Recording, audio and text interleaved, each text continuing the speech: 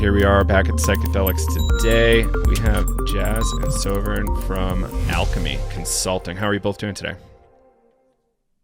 I'm good, thank you. Yeah, I'm good. I'm happy that it's really cold in Denver. Yeah, December 22, they were saying it was going to be the coldest day in 30 years in Colorado, which is fascinating. Up here, it's normal.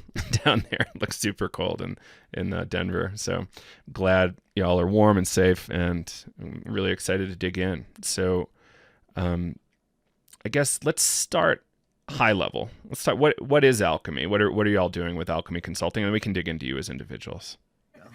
Okay, well, ALKEMI is a consulting firm for psychedelic ethics and accountability, really high level. Our vision is really that we recognize that in this culture, this subculture that has come to be, just like any subculture, a series of ethics and values have emerged within the psychedelic ecosystem. As this ecosystem expands, many businesses are coming into it and don't understand and may not be privy to the ethics and values that we have developed over the many decades that we have been around as a subculture. And so what ALKEMI seeks to do is really take those ethics and values and really hold companies accordingly and accountable to them. And so it's not only here are these ethics and values, but also how are you operating internally?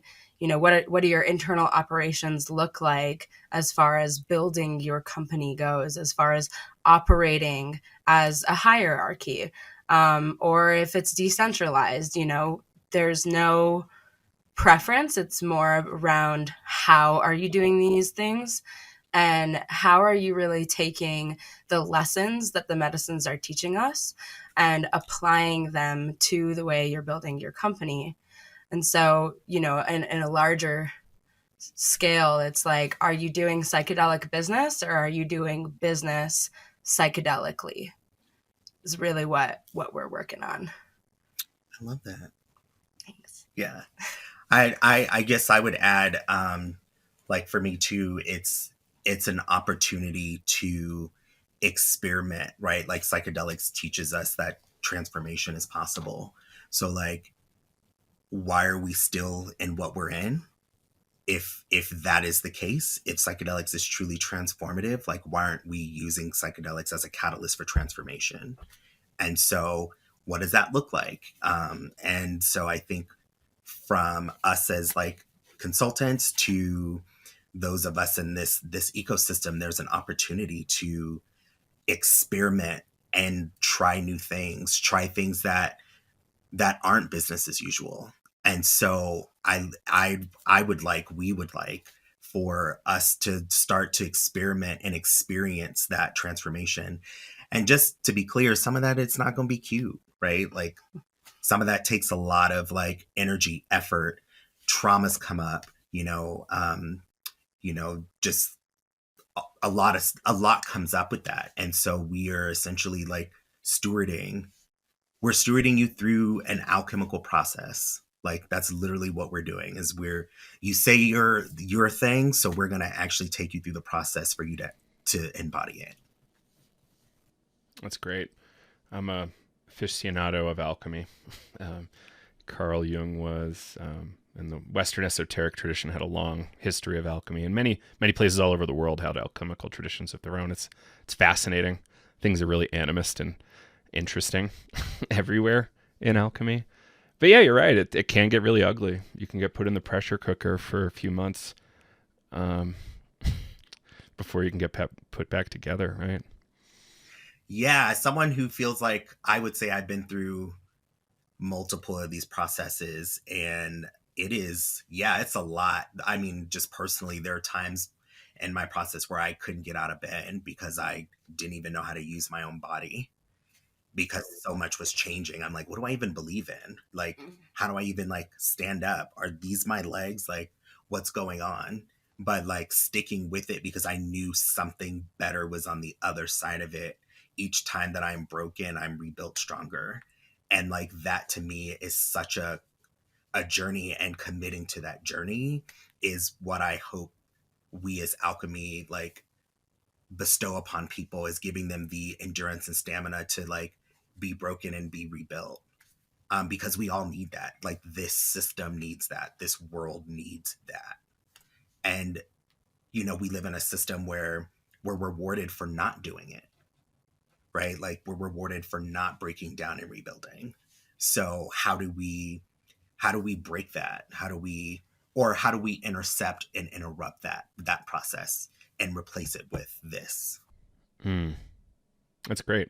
That's great. And what I'm impressed by most right now, and we'll get into your individual stories right after this, is just how long you've been developing this company and frameworks. And I've not seen somebody take this much care and attention to starting a company. And at the same time, you both were incredibly active in the Colorado scene. And we'll get into that shortly. So I'm sure there's about 20 hours of content we could make there just on the Colorado story. But yeah, it's impressive, and thank you for being so thoughtful. So I guess let's dig in. Yeah, if I could just speak to that, the amount of time it's taking is, it's hard. It's hard for me, you know, coming from, I used to work at Maya Health. Lots of people know this. Is a beautiful startup tech company. And when you're working in a startup tech company, like things move really fast. And we were working with really highly productive people. And so the way I learned how to do work was really fast paced, but also really productive, and we got so much done. And so coming into this little ecosystem that we've developed, and of course there's a third member, the David Markham Gessner, that's a part of what we're doing, and we really wouldn't be what we are without him. Love you, David. Is you know, moving slow is part of our alchemical process. It's part of the revolution, truly. I think what's really come up, and specifically 2022, especially with what happened with the Colorado, you know, Prop 122, is like rest is the revolution is really coming up for us. And so a lot of what we end up doing internally, like when we're working on things, we'll notice like, oh, I'm triggered right now. Or like Sav is triggered. And we'll have to just pause everything. It may be a few days that we pause things to really dig into what is coming up and how are we taking care of each other as we build this company. And so a lot of what we're doing internally is what we're hoping to do with companies moving forward externally, of like, how do you take care of each other as the team that you are? And is there room for an individual to show up fully as themselves with all of the traumas and triggers that we're coming from, having worked in this capitalist system? You know, we've been taught to do business in these ways. How can we slow that down and really take care of ourselves is really like what's taking like us time, because we want to make sure that we really feel really solid with the frameworks that we're building before we bring it into our movement. And yeah, move slow to move fast is a big one. And actually, this is interesting. In alchemical literature, often they talk about doing this stuff very slowly. So there's some really interesting correlates there. Yeah. So let's dig in as individuals. Who would love to give their short bio first? Sav. Oh my God. My short bio, I'll keep it real with y'all, Psychedelics Today folks. I'm someone who has endured multiple ecosystems in multiple movements. From growing up and working in a grocery store to going to college, and then working in nonprofit, working in LGBTQ health specifically, and then that ecosystem of public health, and learning those systems, being rejected by those systems, and then going back into academia, thinking that academia would be the thing that would house me, would allow me to show up fully, and then being destroyed by that. And then, just continuing to keep showing up to these different ecosystems and getting to the final boss, which usually has the money and the power, and then asking for either collaboration or to be moved to the side so that the flow of the energy of like trying to help and like make change happen, and then being rejected. So that's kind of like high level. I'm just someone who, I've learned so much and I've been hurt so much, even just from my own origin story of being a perpetual outsider, that I see how ecosystems move, and I can tell you where you're going before you get there. And then I try to offer help and assistance in navigating that or potentially avoiding something, and then getting in trouble because, I'm either saying too much or the truth hurts or it cuts too deep. So like that's my like story. And then of course there's like, an undergraduate degree in sociology and ethnic studies in there. There's a master's degree from Naropa in resilient leadership in there. There is creating a retreat for queer people of color in the Bay Area, kind of the first of its kind. And then that maturing into a 900-acre land project. And ultimately culminating into this idea of alchemy. I love that. And thanks for sharing. And Jess? Excuse me. So I've been working in this movement for several years now. I started off with a bachelor's in cultural anthropology, where I studied the ways in which a festival emulate a ritual structure. And so that was kind of my first introduction into like the psychedelic world and liminality and reintegration and things like that. And then I felt a little bit lost. I started working in an elementary school, really wasn't sure what I wanted to do with that, but really felt really interested in psychedelics and couldn't really get away from it. And then my partner of the time was struggling with cocaine and alcohol use. He went to an inpatient clinic and asked me what would happen if he wanted to use mushrooms to connect with himself and with his spirit. Does that mean that he's relapsed? And when he asked me that at the time, all I knew about all I knew about substance use was that I had already lost a best friend to heroin. And I didn't know anything about the 12-step program. I didn't know anything about substance use. And I just said, I don't know. I don't know what happens there, because I know that these medicines, and these drugs, and when do we start calling them drugs and medicines, is something really important to take a look at, right? They're important to us, and they were important to him and I.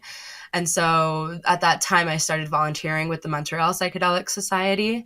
And that's when I got introduced to Dr. Catherine McLean, and I saw her speak. And then I realized that there's this whole movement going on around research with psychedelics, and these drugs now being introduced as medicines, to now being told, people being told that they can start using these to heal. And I'm like, okay, well, what happens to people who are in long-term recovery? Do they get to heal with these drugs also?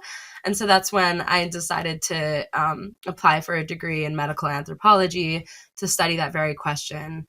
Did my fieldwork in the Bay Area, got really awesomely acquainted with folks at the San Francisco Psychedelic Society, started, attending 12-step meetings and AA meetings, NA meetings, and really kind of looking at the differences between this traditional approach to managing addiction to what is now becoming like a new modern approach with psychedelics. And then that kind of kept me in the grassroots space for quite a while. I started running the Montreal Psychedelic Society, finished my degree in medical anthropology, and then got brought to Colorado to work with Maya Health, which was such a beautiful experience. It really introduced me to the Colorado ecosystem here. And then, really started getting involved with the politics that were happening here, started attending SPORE's, my coalition meetings, and next thing you know, I'm sitting on the steering committee for the Natural Medicine Health Act in Colorado, which just passed November 8th of 2022. And that has been a whirlwind. It was a lot of having to take a look at myself every day to ask myself, what does integrity look like here, and how can I best serve the people while I hold this seat in this what was a pretty closed door process. And so now we're here, we're building ALKEMI together, and that's kind of the next stage. I've kind of been doing accountability work for a really long time without ever being hired for that, or without it ever being part of my job description. And now I kind of just want to tell people from the get-go, like, hey, if you work with me, I'm going to be holding you accountable to all kinds of things. That's great. So lot there. I guess just for listeners who didn't listen to your previous podcast on the show, Jazz, I think you and I just met out. I think we had exchanged some emails, but we met in an after party outside Horizons a bunch of years ago and shared a cab back to Manhattan from Bushwick or something. It's a fun cab ride. It's like, wait a second, there's an anthropologist that's interested in this? Hell yeah.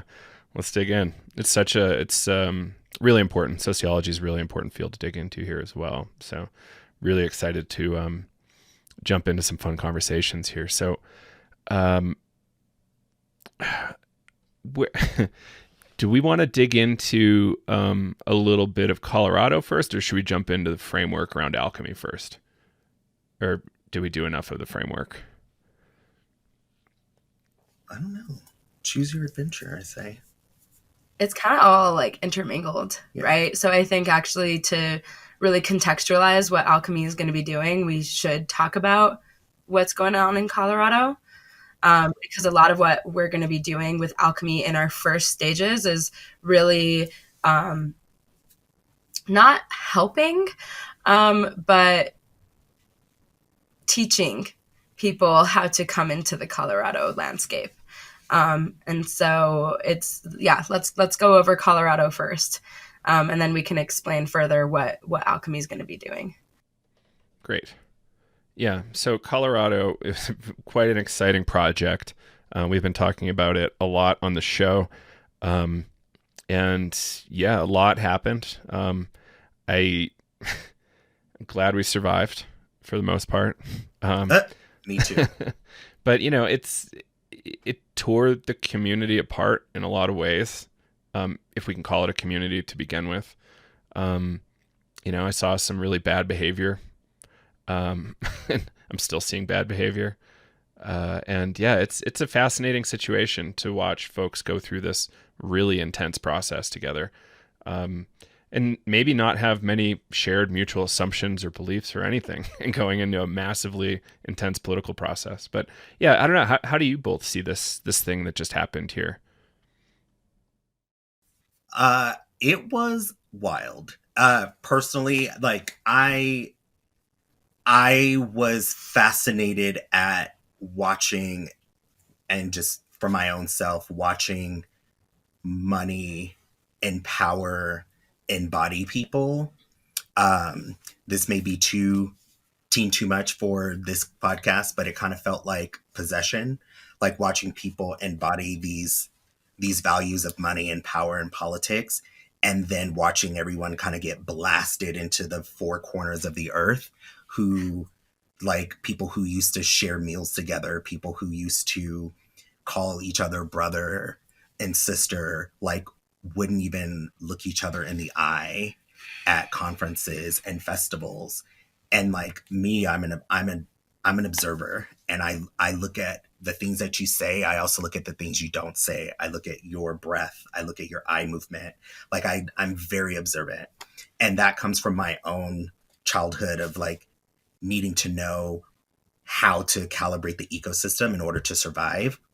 So being in this psychedelic ecosystem, I was watching a lot of people just being hurt and angry and just being saddened by there not being a time and space and grace for people to kind of figure out how they got there and to name how they got there and who is actually responsible for how we're behaving and acting.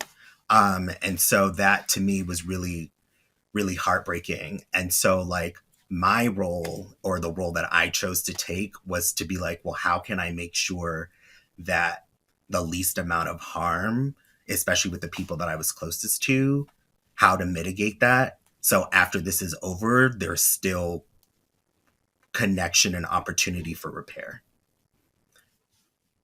So like, that's just like without naming names, without, which I mean, I'll end up probably doing later, but just like, just like, you know, that's just kind of like what I was seeing, and just being deeply hurt and sad by like, you know, sometimes people don't come back from this, right? Like sometimes the hurt is too much that people don't come back. And so for me, this has been and will continue to be this experience and experiment of like, can people come together after a huge, epic conflict? Like, is there a way to recalibrate and be like, damn, like we ended up on way different sides. How'd that happen? But I love you. And we see each other. Like, now how do we move forward? Mm-hmm. And I feel like some of that work is happening. I'm a part of some of that work, both here with ALKEMI and then also with Spore, and creating this mending that like is essential. Mm. Thanks for that. And I want to also name, this is like the Boulder, Denver, Front Range, Colorado lived experience. This wasn't even a conversation where I live. And I know a lot of other folks in Colorado who were barely part of the conversation, right? So from very different regions. So it's, even though they are psychedelic community. One thing I found fascinating is I was barely tapped for questions or involvement until the very last minute from any side.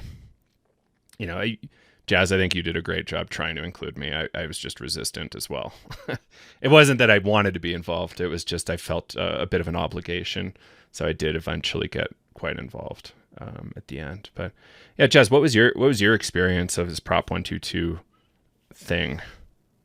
Yeah. I feel like I'm still landing from it, you know, so, but all in all, the way I've been describing it is that it's been a huge psychedelic experience for all of us. I think everyone on every side has had the mirror brought up to them in this process, you know, whether it's people who were working on the campaign, whether it's people who drafted the language, whether it's people who were opposing the language or opposing the campaign, which are very different things.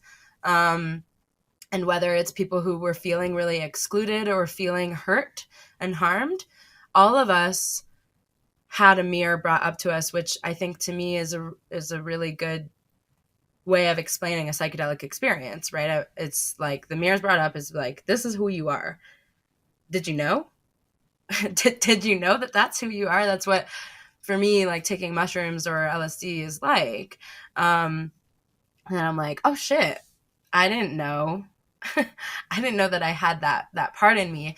And so in that way, it's been this like long, arduous process of being in the trenches, of it being really confusing and up and down and good and crying and laughing and you know, the pain and then the beauty and the opportunity and the visions, you know, that we all had. And And then, it passed. And I knew that, like, on the night of the vote, I was like, whatever happens, I will be grieving.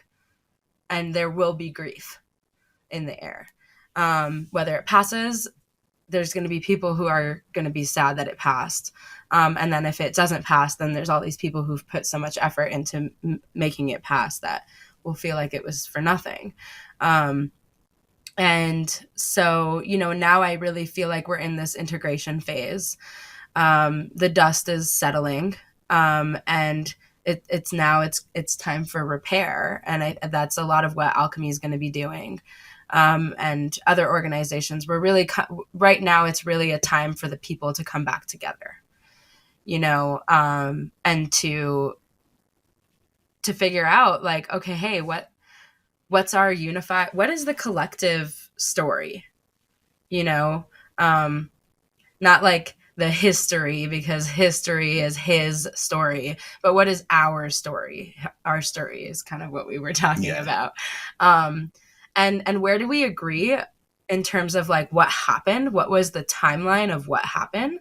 And where are the spaces where actually there's contention and it's something is really unclear? And we didn't actually get that document at this time, right? And so just to be a little bit more specific, before I get into that, I'll just finish that thought, is what is our collective story? And then once we find those pieces that we don't agree on, that's where we'll find the nodes of, actually, this is where repair, this is step 1 of repair, this is step 2. We have to find not agreement, but, like, really understand what is the disagreement of what happened and when. And so just for listeners who don't know what happened in Colorado, just to get back to high level, essentially, there were conversations with leaders in the psychedelic community of Denver that were being built with New Approach PAC, which is the PAC, the Political Advocacy Council campaign. I don't remember what the C stands for. That passed Measure 109 in Oregon and has been doing a lot of work in cannabis for a really long time when it comes to legislation. And so those conversations were happening, and, from that moment on, there is kind of a disagreement around who got to be involved and when, and who got information at what times. And that's where a lot of, like, the split kind of started. And so you already, at this moment, before anything was even submitted, we started noticing that there were people who were disagreeing with A, pieces of the language, and B, how the process was happening, and then who got to be at those tables. Right. And so folks from the campaign side, and I agree with this to an extent as well, can see that there was an effort to include community voices on the initiative. I personally saw hundreds of comments on a draft before it was submitted. People had around 8 days to submit comments. I think it was supposed to be 5, and then I convinced the campaign to add a few more days to it. And so normally in ballot initiatives, you don't see this type of process happen where a draft is open for the public to put comments on. I personally amalgamated those comments, listed them off as maybe 10 key, like, recurring comments, and then I would say about 80 to 90% of them were incorporated. Of course, in order to get those incorporated, we did have to speak to larger powers to get involved in the conversation, to start listening to the community voice. But at the end, things were definitely changed. If you look at the first draft compared to the draft that was submitted, it was radically different. And that was because community input and community powers pushed back. But that was already hard, However, then there's another argument of, like, how many resources did community leaders actually have to gather the input of disproportionately represented populations? Did they have time to build relationships? Did they have time to build trust? Did they have time to gather that input? Those are components that aren't thought about when we have to move fast to submit a ballot initiative, right? And that's when equity starts coming into the picture. That's when like social equity is not being thought of. It's just like, well, we asked for the community's input. It's like, great. Did we have time? Did we have the resources to gather the input? No. And so this is what I see is it's a learning process. And I hope, and I've had conversations with New Approach that they are learning. And even from Oregon to Colorado, they'd already learned quite a bit. And I continue to see efforts on their part to include community input.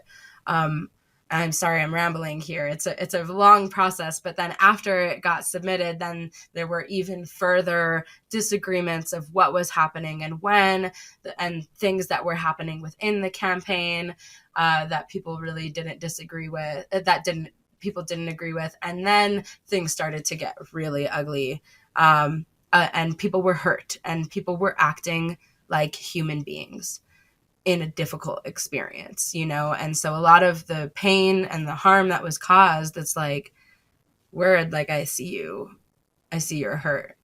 And how do we move through that? How could we allow people to be their whole humans is kind of where I'm at. And now we're at the repair point of like, how do we do this repair after people have been hurt on all sides? So I was balancing all of this while one of my friends was facing a pretty serious felony charge, and would have gone away for a while. And I just couldn't see the opposition's opinion here about allowing folks go to jail. It just didn't seem like a reasonable thing to me. So I just immediately said, some of your critiques are, somewhat healthy. I did see some lying. And I just, as soon as I see lying, I'm just like, okay, like trust is out the window. How could I have any trust ever again? Perhaps that's something wrong with me, but I like to trust people I'm around. Right. Otherwise I'm probably not around you. Right. Yeah. I don't know. Did you all think about that part? I'm sure you had thought about, people with pending court cases and, oh, cool. Like, should we delay this and allow folks to go to jail, or should we wait? And like, I don't know, like this is for a whole state, right? So it's bigger than one or two, 20 people, however many were going to go away. But, how do we think about that in relation to this whole process that we lived through? Yeah. I don't know too. It makes me think about, I don't know, just the process of putting time containers on anything like this that has these impacts is personally to me like crazy, because it's just like I was part of a land project where we had to raise money really quickly because we had to take advantage of a moment. And in taking advantage of that moment, we were able to raise like millions of dollars to start this land project. And that we never slowed down after that. And so what happened was we kept going faster and faster and faster. And then I was sitting here like, whoa, this is going too fast. Like, can we like stop? Can we recalibrate and figure out how we got here, where we actually want to go? But it was like, no, we have to keep going. We have to keep going. And it never stopped. And so like, I mean, just from looking at this process of just like, wow, what happens when time is not on your side? And how do people act when time is not on their side? And so it was like I was watching people act from this place of like, time is not on our side. And then to your point, like when you also hear people say one thing and do another, or blatantly lie to your face, like it just, then you act from that place. You're like, okay, now I don't have trust. Like I can't participate in this process, or I'm really pissed, and again, it's like, what would a system look like where we could be able to name those things and then move from that place until we're good, right? Versus like, we got to meet this due date. Sorry, like, peace be with you. We'll figure it out later. Because what ends up happening is companies like ALKEMI exist, and then we have to come and help you. And I just personally, I'm like, like, it would be nice to, like, I don't know. It's one of the things I keep asking myself is like, who am I beyond the work that I do? And I'm like, girl, I could be in a circus twirling and flipping, but instead I'm trying to like help humanity, which is great. And maybe, there's a world where I can do both. But like, I feel like the cry of humanity and the pain and the sadness and the anger is like stronger than this desire to go do some flips on a trapeze. But it's there. Right. And for me, I mean, what you're getting at, Joe, is the reason why I chose to sit on the steering committee of the campaign, and why ultimately I supported the language. And for me, it was really difficult to sit in community, to sit in sweat lodges with Indigenous folks, to go planting with community and have people look at me and say, like, how can you work with these people who are hurting us? And I'm like, listen, like, to me, I support the language. To support the campaign is different, and so we have to look at like language and process there as very, very different things. Like, the language that we were shown and that we have in front of us is quite frankly the most progressive language that currently exists in the United States around psychedelics. Is it perfect? No. Does that mean that it needs to go through? I don't know. I think a lot of people really wanted to fix and alter some things in the language before it got submitted, because now if we look at where we're at, there's so much that is left unanswered and to be determined by an advisory board that is selected by the governor.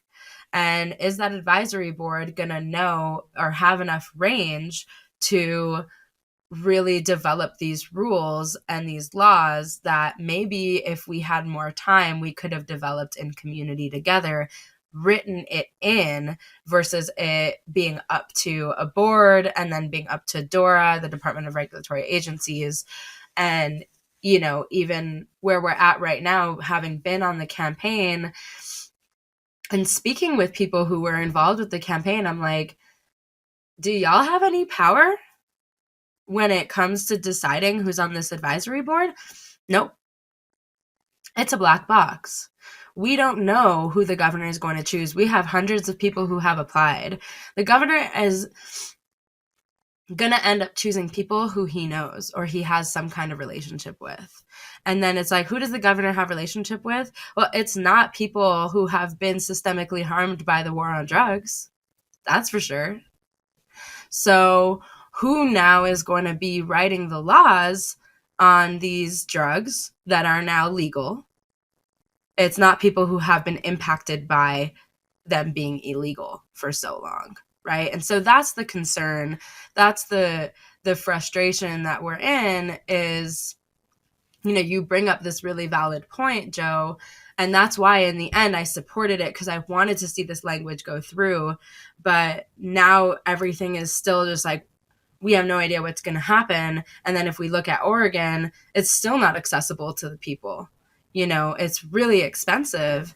And there's all these, people are having issues with the way the process in Oregon as well. So are we just doomed for the same situation as far as the regulated access program goes? We do have the protection of personal use. We'll see how long that is protected. We know that there are people in the like elected officials who want to put a pause on the protection of personal use. We don't have power. We just don't. It's the people in government who have the power now.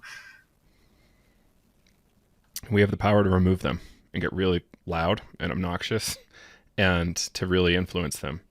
Like I've learned a ton about politics in the last year. I still feel wildly ignorant, but it's when someone writes a letter to a politician, they have to consider it the equivalent of something around like 20 to 200 letters. Like 20 to 200 of their voters are that pissed also that they had to write a letter. So we can organize, we can learn from other groups, and make a difference here. The personal use thing, I'm gonna try to die on that hill because that's one of the best things I think we have going right now. Get pulled over with a pound in your car, theoretically, you're not going to go to jail. We don't know that for sure yet. It needs to be tested in court, obviously, but I don't want to be that person testing it in court. But it will happen eventually, right? Right. It's not gonna be you, Joe. And because we've seen how police and law enforcement has treated Black and brown folks during this war on drugs, and do those people have the resources to fight in court? No. So it's like it is right now, I know this is really like on a like feeling really negative, but if we just come back to what we're doing collectively as a community now is actually figuring out how to empower our community, how to get funding for potential like legal fees that somebody's going to have to face. How do we fund community churches to come up so that we can really get community healing models up and running? Our survey is also something that we're putting a lot of attention into right now. Our community needs assessment survey. This is going to help. That's still ongoing? It's still ongoing. Okay, yeah. great. Yeah. I don't even know if we're ever going to close it up because the data is just so valuable. And it even if it's changing in time, we can look at when different data is coming through. But it's essentially a way to unify the people's voices to see, like, what have you been harmed by living in this ecosystem already? And what do you suspect you're going to be harmed by now that this has passed? What do you know? What don't you know? What education do you need? Do you even know who to go to for education? Especially now that we're going to have so much psychedelic tourism coming in, as of January 4th is when the personal use component goes into effect. It will be the largest unregulated market in the United States. So do the community leaders such as NOAC Society, Psychedelic Club of Denver, SPORE, the Mushroom Cooperative, Denver Mushroom Cooperative, these community leaders have the resources that they need to actually handle and mitigate the influx of inquiries that we're about to face? I want them to be these leaders, but they don't. This is all volunteer work for so many of these community leaders. Where's the funding for community organizers, to mitigate these questions? Because the way that the initiative was written is that there's no fund for education for the personal use component. However, there is a fund for education, harm reduction, and things like that for the regulated access program. But that only comes in 2025, really, in terms of when it'll be in effect. So that means we've got 2 years of people using these drugs without any education programs being funded by the government here. And that's concerning. We want to, what's going to end up happening? We're going to have adverse experiences. We're going to have some kids. Well, they also didn't teach us how to drink or smoke cigarettes either. And those are substantially more dangerous and harmful. True. Yeah. Yeah. This is a really big topic. The drug war should end. We need extreme funding for everybody to understand drugs better and stop getting lied to. So we are empowered as individuals. Mm-hmm. Right. Mm-hmm. Yeah, I just wanted to say too, some stuff that is in the works is, well, first and foremost, just saying, like, for me, and I think for us to, and so the stuff that you've been naming, Jazz, like at the end of the day, like, we are all we got. And the more we know who we are, the more we find alignment, the more we find each other, the more we mend our differences, the stronger we'll be. And so some stuff that's in the works is like People's Medicine Pact. Like what does community like, and what was just what are the needs? What are the wants? What is the infrastructure for us as a community to take care of each other and to educate each other? And then who governs that? Like who stewards that? And so there's a call for a council, right? People's Medicine Council of Colorado. Like what does that look like to steward this pact? And ultimately, yeah, like there's this opportunity, regardless of what's happening with politics, for us as people to come together. And then also too, like to the funding piece, like there absolutely needs to be more funding on this side of like community education, you know, and there absolutely needs to be funding to give community the power to steward their own healing centers. So I'm going to say this thing: capitalism does this thing, and like we can fight and argue about capitalism all day, but like the system and how it works, when these healing centers come up again, who has power in those systems, who gets to those systems first to get training, like all of that are people who don't look like me. And those people get to play in this space and create wealth and all the things for themselves for years. And then there's going to be, because this happened in the HIV movement when PrEP came out, it was like a certain group of people got years to like figure out how Truvada worked and got to play around in the whole campaign about Truvada whore. Like they got to play in it. And then like 3 or 4 years later, they're like, oh, well, what about the blacks? Why aren't they doing this?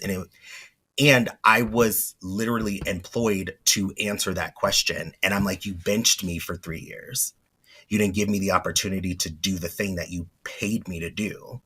And so in this movement, I'm seeing the same thing. What's going to happen is like a certain group is going to get the time and opportunity and money to empower themselves and kind of go through the thing. And then some of us are going to be left behind.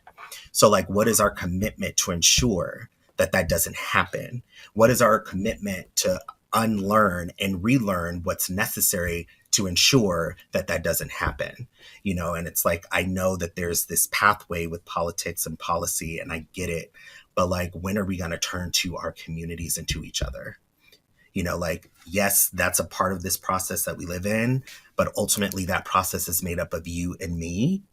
And so how do we do this with each other, regardless of what happens? You know, maybe it's, you know, in some like African cultures, there is like a collective fund where if someone gets in trouble, or if someone's celebrating something or someone needs something, there is money for you. And you don't have to be anything other than needing of that money. Like, where is that? That would be bomb, right? Like to just be like, oh, I'm in a jam and I need this thing. Oh, like this org has it. I can just go and ask for it. And I don't have to go through hoops. I don't have to display my trauma to you. All I have to do is tell you that I have a need, and then you fulfill it. So like, that's also what I'm hoping. We have that opportunity. Yeah, we have it. And I think, you know, it's going to take some time for us to fully get there, but like, it's right here. And it's now is the opportunity for us to like, to activate it. So what's the path? Like where do you think we can go here to get these funds? Is it from the community? I don't trust that we can pull together. I don't think this would have passed with that kind of language in there, honestly, given how Colorado is. But you know, how can we do it? Like I think a community fundraiser and a series of those would be amazing. But is that the right way? How do you two see this? Well, I think that's that really dovetails well into the work that we're doing at ALKEMI, right? Is actually how can we build these bridges stronger between these for-profit entities that are coming through and the community powers that we have. And can we like get away from these binaries? I know a lot of what we've been talking about today like sounds like we're like there's the bad guys and we're the good guys, and it's not that. It's actually how can we unite all of our missions together so that they are working cohesively, and so that they are actually contributing to one another.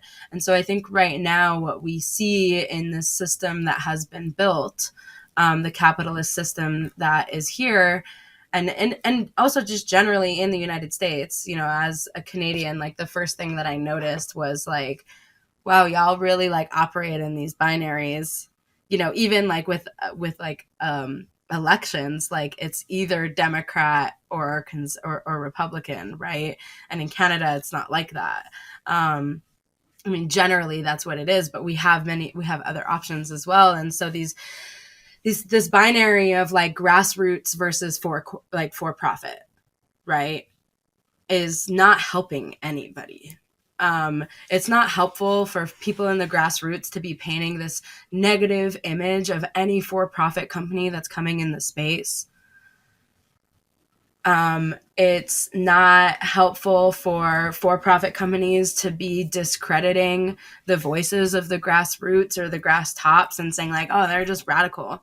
Like actually what we need to be doing is building this bridge together and actually demonstrating how we have a collective vision and to come together in this vision. And so that's really, you know, what we're hoping to do with ALKEMI, you know, by realigning a company's mission with their actual like integrity and the ways that they're moving in this movement to be aligned with the ethics and values that this community, you know, this subculture has developed over the many decades that we've been around, also aligning it with the indigenous stewards of these medicines and these drugs.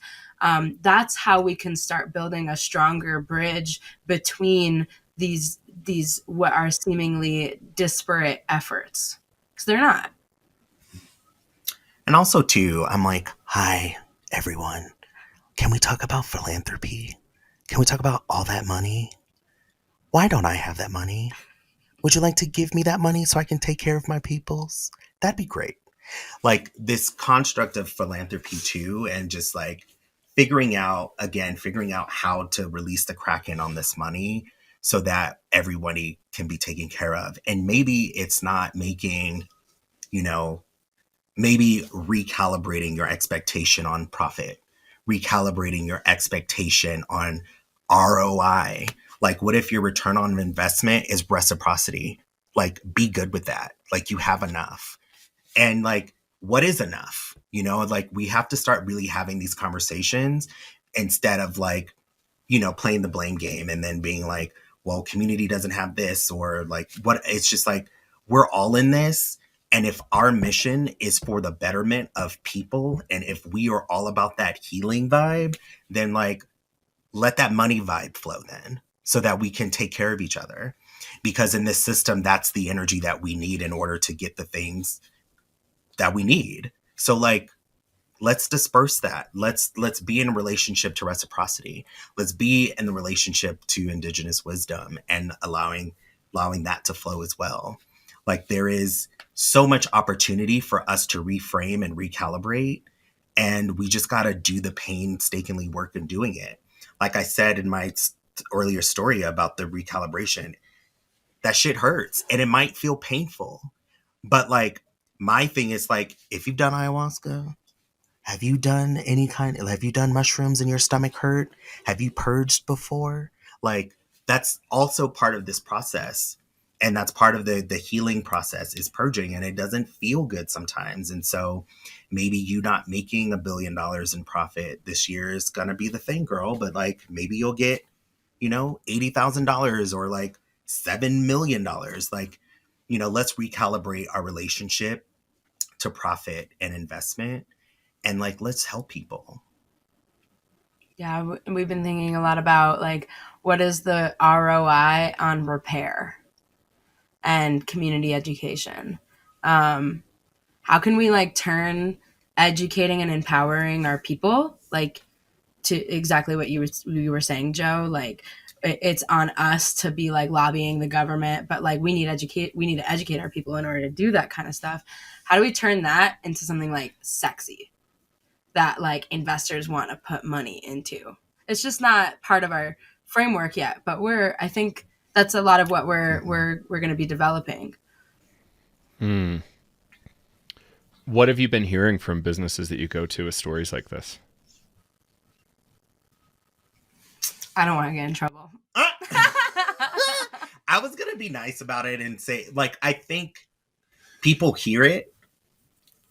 It's one thing to hear it, and it's another thing to embody it and live by it. They're two different things.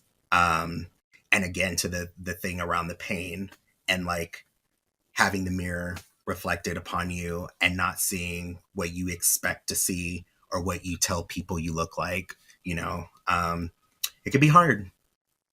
It can be hard. I mean, there are really cool organizations out there that want to be doing this work. And I'm kind of at this we are at this interesting precipice of like, well, do we want to be working with companies that we have to convince this work is valuable? I don't have the energy to convince you that you should be doing this type of work with communities. If you believe in this, then like come on over. And you know, I'm not really great at speaking that language of like, here's the return on investment here. That's also why we have David. He's really great at speaking that language. But you know, even like the Psychedelic Bar Association, like they are doing similar work here in terms of helping companies structure like legal entities that are not about appeasing investors, that are actually building like public benefit corporations or nonprofit models. And you know, the tightness that we often see is, you know, companies are like, well, yeah, of course I want to do this work, but I have these investors that are waiting for their money back, right? And like need their investment. And this work is going to take time. And I don't know, we can't really see how it's going to make us more money. And so a lot of like what I was just at the National Psychedelic Conference in DC. Oh, you got to hang out with Carl Hart too, and Reggie. It's awesome. Yeah. Hosted by the Ancestors Project and Oakland High Fae. And what we were talking about there is just like that model, that framework of thinking of like, you know, like we need to appease investors. Like that's what needs to shift. And I think like it's going to be a communal effort for folks like the Bar Association, with folks like North Star, you know, we're in partnership with North Star as well. And then like us being kind of like the teeth of like, cool, well, you know, you said you care about all these things. You took this pledge. Now, what is that actually looking like in terms of something so small as an employee coming to work and feeling really unheard, feeling not listened to? Something really small like that, like that's where change happens. And that's where we start shifting how we've been doing business over the past decades and actually start doing like business psychedelically. You know, how are we listening to that small voice who may only make up a small percentage of the population? You know, are we just disregarding it and saying like, well, you know, they're not part of like our paying audience type thing like that, you know? Yeah. And I think there's different tiers of business, right? There's businesses that are just barely making it. There's businesses that are in the middle, and there's businesses that are incredibly flush with cash, right? So, yeah, my team told me to brag yesterday in a meeting, because we did $211,000 in scholarships last year, to people in need, and all self-funded. We've never taken any investment dollars, and we did that, and it was great, and we hope to do more this year, right? That said, it put us in a really hard financial spot to do it, and I still want to do it again because I do think it's important. Yeah, so you know, it's a fascinating thing to feel that. And is that enough? I don't know. I have no clue. I certainly personally didn't make that much money or anywhere close to that much money. So, yeah, it's an interesting thing to have to think about. And how do we balance this? And, yeah, how do we bring those people forward?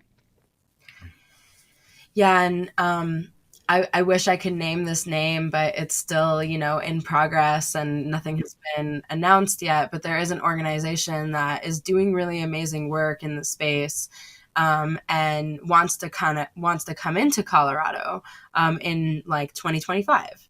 They're like, yeah, well, we want to establish in Colorado, but we want to make sure that we're in right relationship with the people of Colorado before we come in.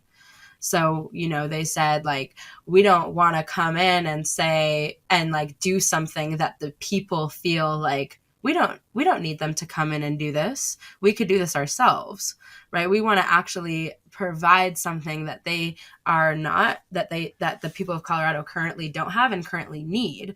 But in order to do that, we need to build relationships with the people of Colorado, and the people of Colorado is there's many different types of people, right? But this specific organization is focused on like Black, Brown, and Indigenous folks. And so a lot of what ALKEMI is going to be doing is working on building those relationships with these companies that want to come in so that they can be in right relationship with the people on the ground who experienced what we just experienced over the past year and a half. The Colorado culture is different than, the Oregon culture. Even if, there's similar pieces of language, like it's not going to be the same thing. So how can we make sure that if there are companies that want to come in and have really good intentions, how are they rightly building relationships? And that's out there for sure. And so we're really excited about that. And it's organizations like that we really want to be working with. And for the organizations that are out there that I've been having conversations with that are just like, well, I don't really see the value, like the legacy market's only like a small percentage of the vote anyways. I'm just like, okay, then you don't understand what we're doing. And I'm not going to sit here spending time trying to like twist your arm to work with us. Yeah, it does seem like wasted effort, so that seems smart. And yeah, why not just go where it's easy? And you can make, more traction probably working with people who are more aligned. And, for those of you listeners out there probably want us to get a little specific. Like there's going to be people who are very sick who can't get access. There's going to be people who are very interested in mushrooms and have no idea where to start. They're going to watch a couple Joe Rogan videos and go at it. It's like, it's a little rough. There's maybe take like 10 grams of mushrooms at Red Rocks or something. Yeah. Right. You've got me thinking. I don't know. Well, don't do that. I don't know if I've came that close. Maybe no, that was less. I took one penis envy mushroom at Red Rocks, and I swore, I said, I will never take drugs at Red Rocks ever again. One little mushroom. Yeah. See how long that lasts. But yeah, it's an interesting thing. It's quite the culture we have here. It's very unique in the world and in the country. And it's going to be interesting to see how this whole thing plays out, and how do we actually be really inclusive? How do we reach rural Hispanic communities all over the state? That's a really big question that I've been thinking about. They have nothing to do with this Denver scene. A lot of the Denver scene thinks they're universalized. It's like, no, you're rare. I have this really great example. Like, I have a friend who has like survivor's guilt, grew up in DC. He's Black. He's like super hood. And he's all like, yo, girl, I want to take some of those mushrooms that you work with, like, and he's hurting, like he's in pain. He's got PTSD and he's suffering. And he sees me, this individual who's talking about psychedelics on my social media all the time. And he's like, yeah, that thing's going to help me. Right. And like, just give me the mushrooms, he says. And I'm like, I can't ethically do that, because you're not in a position to take like a large dose, like that could actually cause more trauma if you don't have like the right things set up to hold you in that. And so now I gotta not only find somebody, you know, to hold him in that, but like I also want that person to be Black, and probably a male too, so that this individual can feel understood. Like if I send him to like, you know, some like pretty little white, like, you know, sound healer in Boulder or something, is he gonna feel heard? Is he gonna feel understood? Like, no. And so, you know, one thing that is helpful with Prop 122 passing is that we get to kind of build organizations that are specifically training these types of people so that there is, you know, more affinity between like the patient and the facilitator, or the client and the facilitator. But then like, then there's the question of does this client have the money, right? To actually go to a healing center and receive that. So then I end up finding like, oh, okay, I have this like this Black individual who has been working in the shamanic space for years and offers like a month's worth of microdoses plus access to call him at any time of the day for a month for $60 a month, you know. And he's like, first I give them this, and then maybe if they're ready, then I'll give them like a psychedelic experience. So anyways, this gives me, you know, we're talking about these people who aren't you know, familiar with this culture that we are privileged enough to be a part of. And so when we talk about access, it's not only like financial access, but it's also cultural access, like to make it make sense for people who don't speak this language, make it make sense for people who have like survivor's guilt from growing up in the hood in DC, make it make sense for Hispanic rural communities, make it make sense for my grandmother that needs a doctor in a white coat to tell her that this is safe. Like this, that's what access means. It's all of that. Right. To go a little further, it sounds as though a lot of the Colorado folks are going to need a lot of cultural training. How do we understand other folks? You know, I come from one of the whitest states in the country, New Hampshire. It's like really obnoxious how white that is, and how, you know, I still live that. You know, I'm up in the mountains still, but it's you know, how do I become sensitive? It's by engaging and trying to learn. And folks who are going to be facilitating and in this business need to understand that. Like, this is going to be obnoxious, but I'll do it anyway. Have either of you read Kuhn's The Structure of Scientific Revolution? No. I did read Kuhn. I was a lot of my master's degree was on like the paradigm shift. Thomas Kuhn, yeah? Yeah. Is that the same thing? Yeah. It's really an important book, and people should read it. They were saying that color blindness wasn't described in scientific literature till I think the mid 1800s or something around there. Could be wrong, but it's a relatively recent thing. And then people from different areas are going to see and have very different reactions to different things. Their perception is going to be different based on their past experience and their where they grew up, right? So folks are just going to have extraordinarily different experiences, especially when interacting with psychedelics. And we don't really understand any of that yet. And, you know, I mean, they're just non-specific amplifiers. Mm-hmm. Are they going to amplify racial trauma? Possibly. They're going to amplify like systemic oppression through like class systems? Probably. They're also going to amplify, you know, whatever healing, you know, you're seeking if you have like a good container for it. But we have to be realistic here, like with what we're doing, like bringing psychedelics into the mainstream, into like the larger culture. This is huge. So how do we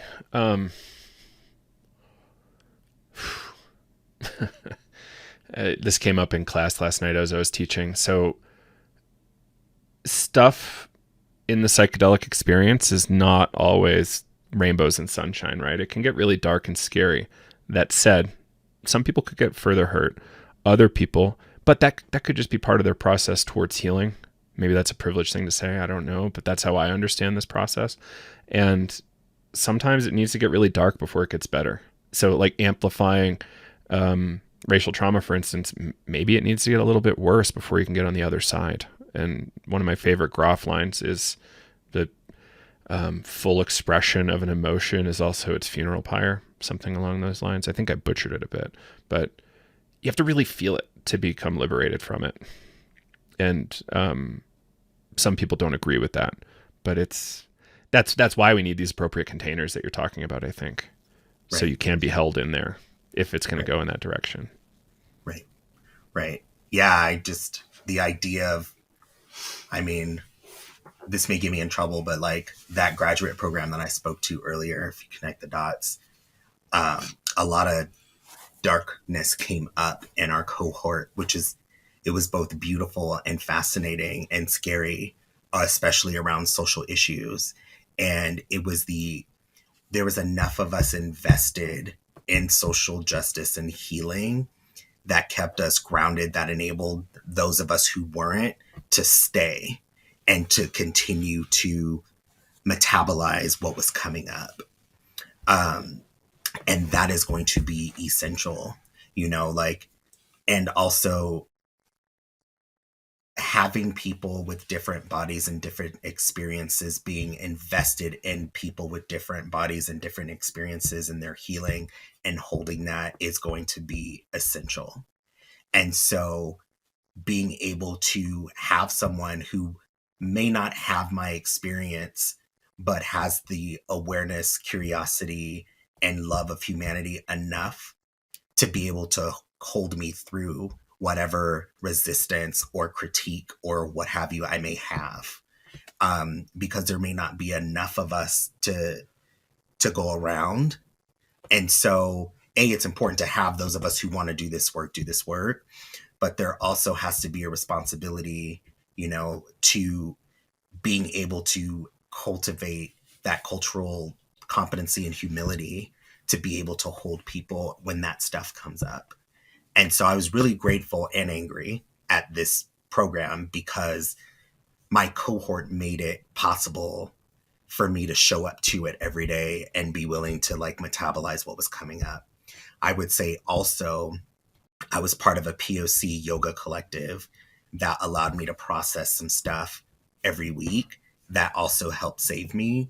So being able to have a group that I can go to where I see myself reflected gave me nourishment to then go to the cohort where I wasn't necessarily fully reflected, but I was nourished enough to continue that work with them. And that worked out incredibly well. Those folks will never forget that experience. And they're out in the world, doing the things that they should be doing, and the capacity to hold people with different lived experiences. Yeah, and what you were saying to me, Joe, it was almost like you were talking exactly about what happened in Colorado, like in the Boulder and Denver scene, with Prop 122. It's like we had to really lean into this pain so that we can actually become stronger. It was this psychedelic experience, right? Like, as I was saying earlier, of, that now that we went into that dark space together, we're actually closer. I know it feels like there's this big rift, but I actually feel closer with the people who I fought with and I fought against, because we sat and stood in it together. And then it's also like that's the alchemical process too. It's like the phoenix, the death and the rebirth. Like the phoenix has to burn. I mean, it goes into the fire before it actually emerges as a phoenix, right? And that's kind of what we're doing as ALKEMI, is really like taking these companies. It's like, cool, you have this idea. We're gonna actually, in a way, like every company falls into the fire. You have no choice, kind of like you end up falling in it, but we actually like carry you through the fire, and support you through the fire so that things can die.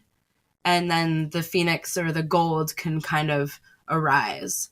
and the beauty and the gold of whatever mission it is that you're trying to achieve can really come to fruition. Right. So I think what a lot of businesses and, prospective business owners and people working in this space should take from this is it's okay to go slow a little bit here. We have a lot of time left. It might feel like really tight time. In a way it is. In another way it isn't. The time you can dedicate to this matters. Yeah. And the amount of mission, vision, values work we've done internally is kind of crazy, but it's also super helpful. Because now everybody's on the same page, right? Mm-hmm. And everybody feels good about it, I think. The team was just saying how incredible it was the other day. We're not ready to share it all publicly yet. We're working on that, but in time. Yeah. Congratulations. Yeah, thank you. It only took 7 years. Right? But the thing is, it's always a continual process, right? This is not, there's never an end point. Right. And everything's always in process in relation to other things, and we've got to stay aware of that stuff. So how we can be healthy stewards here is really important. And, think about that. Try to maybe think of yourself as a steward for this really important stuff. That's how I think of myself. I hope others do too. Yeah. I hear that. And I'm like, don't take the bypass train, people. Like, just go through it. Like, that fast route looks cute, but let's define that real quick. What could that look like? And just a simple example of the bypass route. I mean, just like love and light, we'll get there. We just, if we all just realize we're all one, we'll get there. And it's like, well, what if in order for me to get there, I need you to actually realize my individuality and see this before we can be one? That's like an example that I dealt with in that cohort piece. I got a lot of like, we're one unity consciousness. If we just like focus on that. And I'm like, yeah, but I need you to see me first. And that might take you longer to reach that destination. But if we both or if we all get there, it'll be that much more incredible. And that takes more time. It's just, I think the speed to move through, or the desire to move through uncomfortability, tension, conflict, with lightning speed, I think is the bypass train. When you're just like, I don't want to feel that. We need to get to the end as quickly as possible. Mm-hmm. Mm-hmm. I mean, one thing that we've had to face is like, or that I've had to face as sitting on the steering committee, is that there were people in the local grassroots community here that hurt me, and I had to take space from them. I was like, hey, actually, like, I need a minute because I feel hurt. And, and then it took us like a month until we finally like got into the place where we went for a walk together with another community member to like hold us in this repair process and be like, hey, this hurt. And like, I need you to see me in my pain before we can move forward on like even building the community. And so like a lot of these critiques that I think we're expressing here, like it sounds like they're aimed towards like bigger, powers that we're not connected to, but it's also even happening within our own ecosystems. And it's like, let's not bypass like, hey, you hurt me. And I need you to see like what you did here before we can move forward to build something bigger than us. Right. And that's the beauty of where we're at right now. We actually get to be in disagreement. And that's a beautiful thing. Like to actually lovingly disagree with somebody, that's like where the true beauty and work and magic comes through. Instead of just pretending like, yeah, hey, like we all agree, we're all on the same page, right? It's like, wait, no, actually, I really disagree with this thing that happened. And can we still work together and like honor those different places that we're coming from? Moving towards mutual respect is important. Yeah. I've been fighting with folks for 7 years on the internet about psychedelics. It's been really exciting. And, I haven't necessarily felt the urge to repair a lot of that. Because they're going to keep doing what they're doing, minimal, zero interest. And Sure. I don't know. And there's some I people think who it's not worth it. it's also fine. Sure. You don't need to put all the things in your, in the crucible together. It's okay if you cook for a little while longer and maybe try to come back later. And maybe it doesn't happen.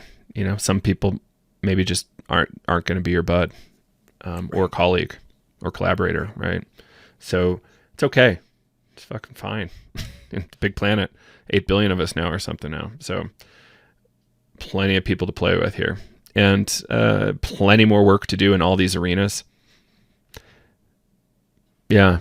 So, maybe, do you all feel complete? Anything else you want to say? I'd love to wrap with you offline for a bit. Yeah, I'm like, take a nap, hug a tree. That's it. Take a nap. Take a nap. Take a nap. Please. And put your feet in the earth. Yeah. I think like rest is really something, like we're all just like going. I don't schedule meetings until 10:30 now. I wake up slow. I take care of my body. And because I'm taking care of myself, I get to come to this work better.